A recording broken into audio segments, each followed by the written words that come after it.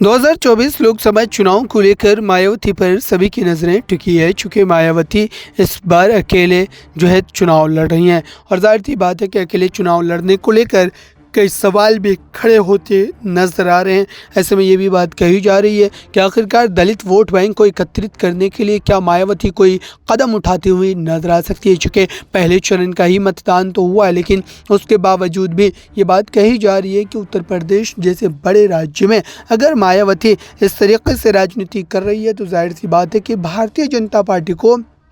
इसका एक बड़ा राजनीतिक फ़ायदा मिलता हुआ नजर आएगा। और दरअसल इसी कारणवश इस पूरे मामले को लेकर सियासी तौर पर ये जो स्थिति है वो कहीं ना कहीं बनती और बिगड़ती हुई नजर आ रही है। फिलहाल अगर देखा जाए तो इसको लेकर ये भी बात कही जा रही है कि उत्तर प्रदेश जैसे राज्यों में कहीं ना कहीं मायावती फिर से एक बार दलित वोट बैंक को जोड़ने के लिए चंद्रशेखर आज़ाद का रुख कर सकती हैं। दरअसल चंद्रशेखर आज़ाद बीते कुछ वर्षों में उत्तर प्रदेश में दलित वर्ग में कहीं ना कहीं अपनी जगह बनाई है और यही वजह है कि इस समय अगर देखा जाए तो चुनाव को लेकर के जो माहौल पैदा किया गया, चुनाव को लेकर के जो स्थिति पैदा की गई वो दरअसल कई मायनों में गंभीर हो जाती है। और ऐसे में ये भी बात कही जा रही है कि उत्तर प्रदेश में अब चंद्रशेखर आज़ाद पूरी तरीके से मायावती के पक्ष में जाने को तैयार है, मायावती के साथ गठबंधन करने को तैयार है। लेकिन अब तक अगर देखा जाए तो इस पूरे मामले को लेकर के स्थिति जो है